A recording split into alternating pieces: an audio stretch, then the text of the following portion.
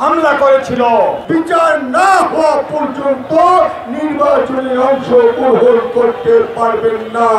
একসাথে হয়ে না থাকতে পারি, কারোর রক্ষা হবে না।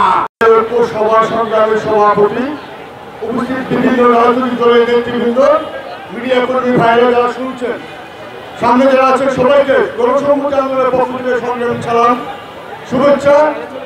জুনায়েদ সাকির পক্ষ থেকে শুভেচ্ছা। বন্ধুগণ, আমরা সকলে বাংলাদেশের মিডিয়ার কল্যাণে দেখতে পাচ্ছি আসলে ওই দিন 29 তারিখ রাত 8টা 9টার দিকে কি ঘটছিল, কি হয়েছিল। আমাদের দেশের সরকার তারা অনেক কিছু দেখেন না। আজকে এই 29 তারিখে বিভিন্ন রূপে যে হামলা, এই হামলা যদি পূর্বের ফ্যাসিস্ট সরকারের আমলে হতো তাহলে এত কষ্ট লাগতো না। কষ্ট লাগে তখনই যখন ফ্যাসিস্ট স্বৈরাচার পতনের পরে গণঅভ্যুত্থানের মাধ্যমে আমাদের সরকার হওয়ার কথা, বাংলাদেশের সকল নাগরিকের সরকার হওয়ার কথা। আর সেই সরকার যখন ক্ষমতায় থাকেন তখন লুটদের সম্রাটের উপর হামলা হয়। এই লুটের উপর হামলা, সম্রাটের উপর হামলা, এটা কিসের আলামত? এটা সতর্কবাণী মাত্র। আমাদের সামনে আরো অনেক পথ পাড়ি বাকি আছে। আমরা যদি এখনো সকল ঐক্যবদ্ধ হবে প্রতিরোধ করে তুলতে না পারি, তাহলে পূর্বের ফ্যাসিস্টের ষড়যন্ত্রের এবং পূর্বের ফ্যাসিস্টের অংশীদারিত্ব যারা ছিলেন, তারা এখনো দেশে বাস করেন, তারা প্রতিদিন কিভাবে নির্লক্ষ্য করা যায়, কিভাবে ভারতের ঋণের মাধ্যমে তাদের এজেন্ডা বাস্তবায়ন করা যায়, তার জন্য তারা সর্বদাই প্রস্তুত থাকে। আমাদের যে কোনো কিছুর বিনয় হোক, একে প্রতিরোধ করতেই হবে। বন্ধুগণ, আরো অনেক বক্তা আছেন, তাই আমি আর বেশি বলবো না। শুধু এতটুকুই বলতে পারি যে আমরা যতদিন ঐক্যবদ্ধ থাকতে পারবো ততদিন আর নতুন কোন ফ্যাসিস্ট এখানে আসতে পারবে না। স্বৈরাচারের দোষর যারা ছিলেন তাদের প্রত্যেকের বিচার না হওয়া পর্যন্ত নির্বাচনে অংশগ্রহণ করতে পারবেন না। বিচার, সংস্কার এবং নির্বাচন এক তারিখ হতে হবে, সেই আহ্বান জানিয়ে জনসংহতি আন্দোলনের পক্ষ থেকে আবারও সংগ্রামী সালাম জানিয়ে আমার বক্তব্য শেষ করছি। ভালো থাকবেন। বারবার রক্তাক্ত হয়েছিল পেশিবাদ বিরোধী বক্তব্য দিতে গিয়ে নুরুল হক নুরুর রক্তে ঢাকা বিশ্ববিদ্যালয় রঞ্জিত হয়েছে। আজকে আবার কেন রঞ্জিত হতে হবে? আজকে তো পেশিবাদ পালিয়ে গিয়েছে। তাহলে বুঝতে হবে পেশিবাদের পতন হলেও পেশিবাদের দোসররা এখনো সমাজের রন্ধ্রে রন্ধ্রে বিস্তার করতেছে।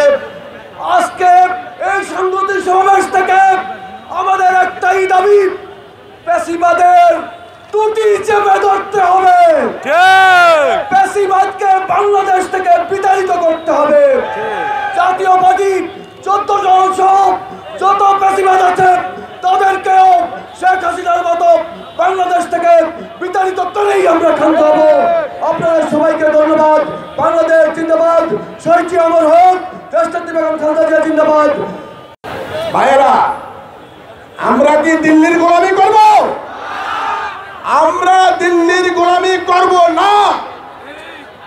দিল্লিকে আমরা প্রতিহত করব। এই যা দেখতেছেন এখন,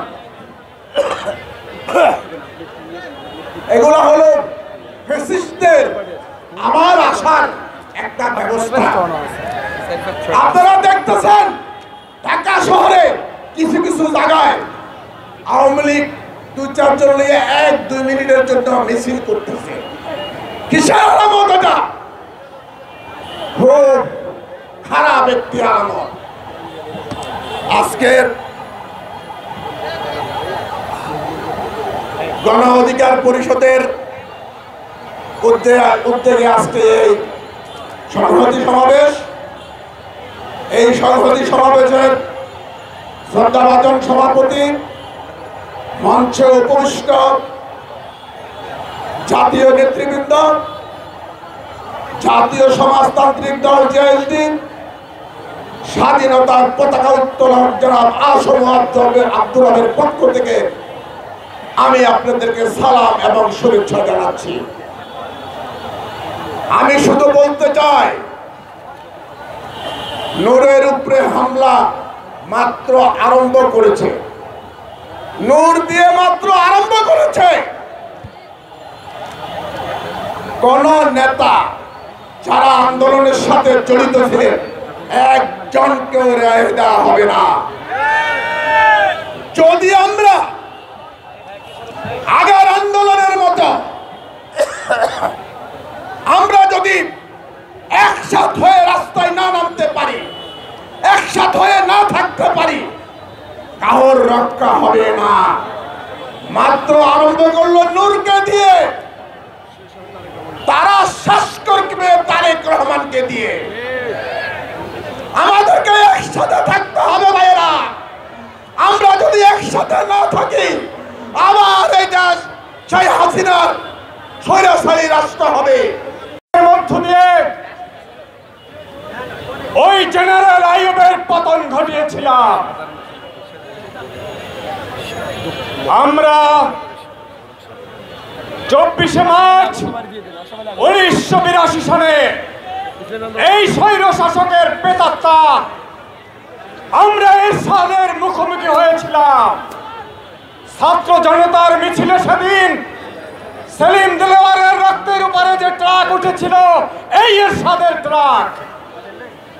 আমরা 9 বছরের আন্দোলনের মধ্য দিয়ে, 90-এর ছাত্র জনতার গণ অভ্যুত্থানের মধ্য দিয়ে এরশাদকে আমরা পতন ঘটাতে সক্ষম হয়েছিলাম।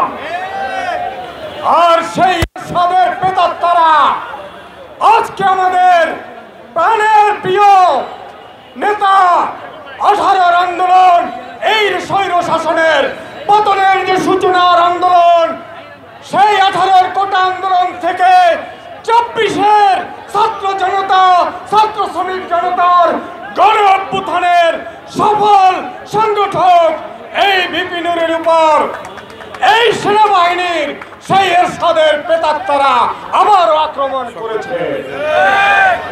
সংগ্রামী বন্ধুগণ, ভিডিও ফুটেজ থেকে পরিষ্কার, এখানে লোকচুরির কোনো জায়গা নেই। নূরকে কারা হত্যার উদ্দেশ্যে সেদিন হামলা করেছিল। আজকের এই সংহতি সমাবেশে আমাদের দলের পক্ষ থেকে এই সমাবেশ এবং এর পরবর্তী সকল প্রতিবাদ কর্মসূচির প্রতি একান্ত এবং সংহতি জানিয়ে আমি আমার বক্তব্য শেষ করছি। নূরের বিচার না হওয়া পর্যন্ত এবং সেই জড়িত অপরাধী জেনারেল পুলিশ খুনের উদ্দেশ্যে যারা সেদিন হামলা করেছিল, অবিলম্বে তাদের জেলখানায় না নেওয়া পর্যন্ত এই আন্দোলন চালিয়ে যেতে হবে। আর যারা একের পর এক দেশি বিদেশি চক্রান্তের জালে ভাগ দিচ্ছে, আগামী দিনে বাংলাদেশকে গণতন্ত্রে উত্তরণের পথে, সুষ্ঠু নির্বাচনের পথে অন্তরায় সৃষ্টি করছেন, তাদেরকে চিহ্নিত করতে হবে। বিচার, সংস্কার এবং নির্বাচনের মধ্য দিয়ে বাংলাদেশকে গণতন্ত্রের পথে গন্তব্যে নিয়ে যেতে হবে। সবাইকে ধন্যবাদ।